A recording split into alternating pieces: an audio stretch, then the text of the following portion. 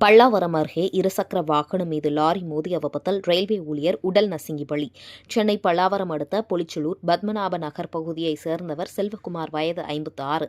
இவர் ரயில்வேயில் எழுத்தராக பணிபுரிந்து வந்தார். இந்த நிலையில் பொலிச்சலூரில் இருந்து பம்மல் நாகல்கேணிக்கு கடைக்குள் பொருட்கள் வாங்குவதற்காக சென்றார்.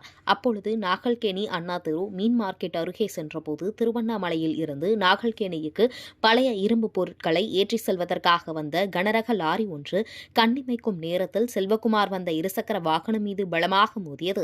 இதில் தூக்கி வீசப்பட்ட செல்வகுமார் லாரியின் பின் சக்கரத்தில் சிக்கி உடல் நசுங்கி சம்பவ இடத்திலேயே துடிதுடித்து பரிதாபமாக உயிரிழந்தார்.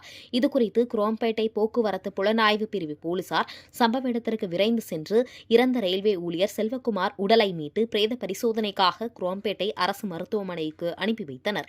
மேலும் வழக்கு பதிவு செய்து விபத்து ஏற்படுத்திய லாரி ஓட்டுநரை திருவண்ணாமலை மாவட்டம் வந்தவாசி சத்தியவாடி கிராமத்தைச் சேர்ந்த ஜானகிராம், வயது 33 என்பவரை கைது செய்தனர்.